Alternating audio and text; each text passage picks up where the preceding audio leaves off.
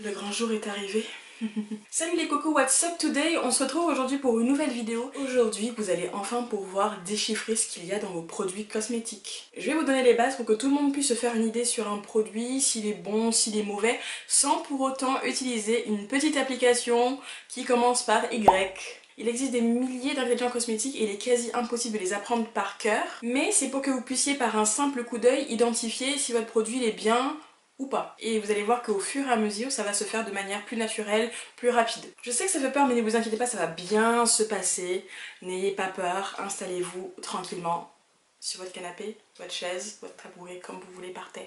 Pourquoi apprendre à décrypter une compo? 1. Pour savoir si on se moque de vous ou pas. Si par exemple sur l'emballage on te vend les mérites du karité de l'avocat et qu'en réalité, le produit ne contient pas une seule goutte de ces plantes. C'est pas très honnête de leur part, ça arrive souvent et c'est ce qu'on appelle du greenwashing. 2. Pour savoir s'il y a des substances controversées à l'intérieur. Sulfate, huile minérale, aluminium, silicone, bref je te laisse voir ma vidéo à ce sujet. 3. Pour voir si vous n'êtes pas allergique à un des ingrédients par exemple. Si on est par exemple allergique à la noix de coco, c'est mentionné sur la liste des ingrédients. Du coup, ça va vous éviter de mettre votre argent dans un produit que vous n'allez pas pouvoir utiliser. 4. Pour pouvoir faire certains produits maison. Il y a des produits cosmétiques dont la compo est tout à fait banale.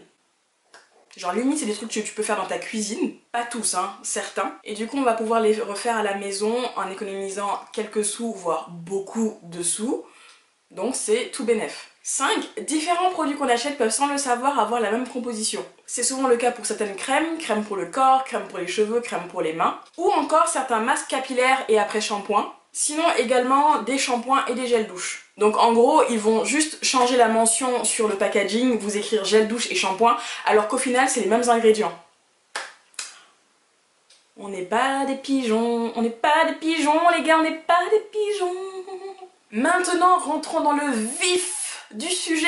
La réglementation des cosmétiques oblige chaque industriel à déclarer la liste des ingrédients utilisés sur l'emballage du produit. Je suis allée chercher une crème. Je te présente donc la liste des ingrédients, également appelée liste INCI, I-N-C-I, qui se trouve donc sur le packaging. Donc là. Donc INCI pour International Cosmetic Nomenclature Ingredients, donc nomenclature internationale des ingrédients cosmétiques. Qu'est-ce que ça veut dire? Ça veut dire que tu sois au Népal, au Zimbabwe ou au Nicaragua, les ingrédients cosmétiques seront toujours écrits de la même façon sur le produit. En gros, ils ont fait ça pour harmoniser le tout, sinon ça allait être n'importe quoi. T'imagines, t'allais avoir l'alphabet chinois, l'alphabet en Inde, l'alphabet des pays arabes, ça allait être n'importe quoi. Maintenant que tu as fait connaissance avec INCI, je vais te dévoiler quelques petits trucs à savoir. Prends un cahier, prends un papier, prends un stylo, ouvre les notes de ton téléphone, va chercher un produit dans ta salle de bain, vas-y maintenant, va prendre un produit, dans ta salle de bain et let's go, on vient pour la petite leçon. Donc je vais afficher la liste de mon produit ici, la liste INCI. Première chose à savoir, les ingrédients sont classés par ordre d'importance dans le produit. Deuxième chose à savoir, les 5 premiers ingrédients constituent en général 80% du volume total du produit. Troisième chose à savoir, la liste INCI ne donne pas d'informations sur le pourcentage exact des ingrédients dans le cosmétique. Sinon, en gros, ça serait dévoiler la recette du produit, donc non, on va juste supposer. Quatrième chose, si un produit se situe en fin de liste, ça veut dire qu'il n'est pas présent en très grande quantité, mais ça ne veut pas dire qu'il n'y a aucun risque éventuel. En fin de liste, on a ce qu'on appelle les adjuvants avec les colorants, les parfums éventuels, les ajusteurs de pH et les conservateurs. Tu as ton produit avec toi, c'est maintenant l'heure du TP. Maintenant que tu as les bases, on va comparer deux produits. Donc on va décortiquer la composition de ma crème de chez Cosmo Naturel au lait d'amande et au karité que j'utilise pour mon corps et aussi pour mes cheveux. Super bonne compo, donc j'en mets sur mes cheveux également comme crème. Et cette fameuse crème que tout le monde connaît. Voilà, je n'en dis pas plus pour l'instant. Comme j'utilise beaucoup de cosmétiques naturels, en général c'est les mêmes ingrédients qui vont se répéter et c'est ce qui m'a permis en gros de mémoriser pas mal des ingrédients contenus dans mes produits. Mais si je rencontre un ingrédient que je ne connais pas, je fais juste une petite recherche sur internet, j'y reviendrai plus tard. Comme je disais, les premiers ingrédients sont ceux qui sont contenus en plus grande quantité dans ton produit. c'est eux qui vont te donner une idée rapide de la qualité du produit. Là du coup on va prendre la compo de ma crème. Donc en première position on a de l'eau, donc super.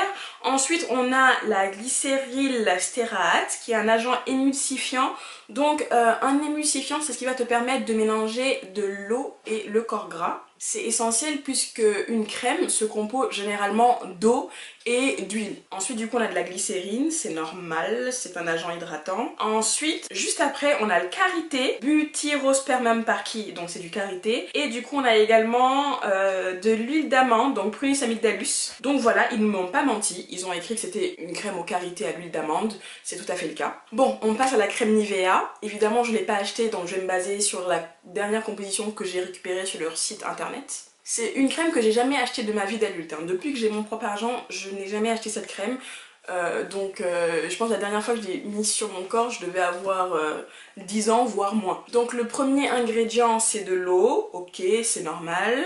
Par contre ensuite tout se gâte parce que on a Paraffinum liquidum et Cera microcristallina qui sont des huiles minérales, donc dérivées du pétrole. Ensuite on a de la glycérine, agent hydratant, ok super. Ensuite on a du lanolin alcool, donc eucérite, qui est en fait un corps gras issu de la laine des moutons. Ensuite rebelote, je sais que c'est le 6e ingrédient, mais c'est de la paraffine, donc encore un dérivé du pétrole. Donc un début de compo qui se passe de tout commentaire, hein, absolument... Voilà, médiocre. C'est donc du dérivé de pétrole en boîte. C'est normal que ce soit pas cher. Deuxième chose qu'on va faire, c'est identifier les composants naturels dans notre produit. Donc si vous voyez 2 mots en latin barbare, c'est que c'est une plante en général. Par exemple, aloe vera, le nom latin c'est aloe barbadensis. À force de les lire souvent, on commence à s'en rappeler. Pour le coup, moi dans mon produit, alors j'ai du beurre de karité, de l'huile d'amande douce, de l'extrait d'avoine, de la calendula, de l'eau florale de lavande bio, de l'huile de tournesol. Voilà, c'est plutôt pas mal, une belle compo, super sympa. Par contre, je n'ai pas une seule plante pour ma crème bleue. Il n'y a pas une seule plante dans la crème bleue, c'est pas étonnant en même temps. Alors, troisième chose qu'on va faire, c'est identifier les substances controversées, les substances potentiellement dangereuses dans notre produit. Bien évidemment, si j'ai acheté ce produit là, c'est parce que je connais la marque, je connais la composition, je sais qu'il n'y a pas n'importe quoi à l'intérieur. Tout ce qui peut potentiellement et éventuellement poser problème, c'est les huiles essentielles, puisque en cosmétique naturelle en général, on va utiliser les huiles essentielles pour parfumer les produits, à savoir qu'il y a entre 1% et 3% de la population totale du monde qui est allergique aux huiles essentielles. Ce n'est pas mon cas pour le coup, donc il n'y a pas de souci. Par contre, on ne peut pas en dire autant pour notre petite crème bleue. Comme on a vu tout à l'heure, il y a 3 dérivés de pétrole. C'est énorme. C'est déjà trop. Donc on a de la paraffine, pétrolatum et Cera microcristallina, qui sont des substances occlusives et très polluantes, qui ne nourrissent pas votre peau. Si vous avez la peau sèche, une peau à problème, c'est un no-go cette crème, c'est juste un no-go, c'est un no-go. On va également penser à regarder la fin des ingrédients, parce que c'est là que se cachent les conservateurs, et il y a pas mal de conservateurs polémiques, à savoir le méthylchazolinone, les parabènes et le phénoxyéthanol par exemple. Après pour la crème Nivea, à ce niveau, au niveau des conservateurs, ça va, pas trop de mauvais conservateurs, mais le gros souci ouais c'est les huiles minérales. C'est les huiles minérales donc voilà.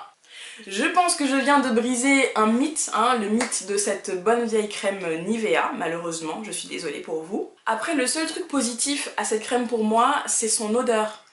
Elle sent juste trop bon, c'est une crème qui sent trop bon, ça sent le bébé, ça réconforte, je sais pas comment vous dire. Moi ma crème elle sent pas mauvais, mais comme c'est des huiles essentielles et que c'est énormément de produits naturels,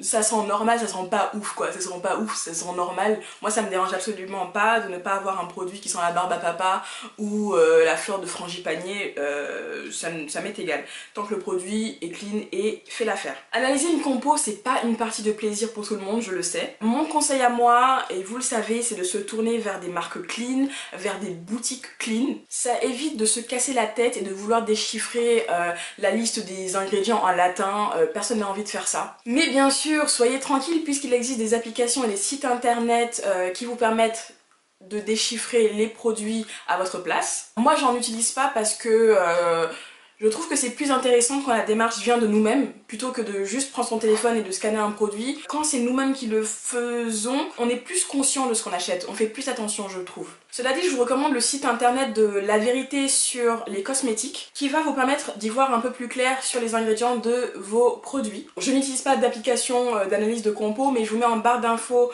une vidéo de la petite Gabi qui parle un peu de ce sujet-là et qui va vous analyser différents sites internet et applications de scan de produits. Et je suis tout à fait d'accord avec elle. C'est tout pour cette vidéo, la leçon du jour est finie. J'ai essayé d'être le plus claire et la plus concise possible. C'était vraiment juste une petite intro à l'analyse de produits. J'espère que cette vidéo vous aidera à y voir plus clair au sujet de la composition de vos produits. Si cette vidéo vous a plu, abonnez-vous, partagez, likez, commentez, vous connaissez. On se dit à très bientôt pour une nouvelle vidéo. Prenez soin de vous en attendant et je vous fais de gros bisous.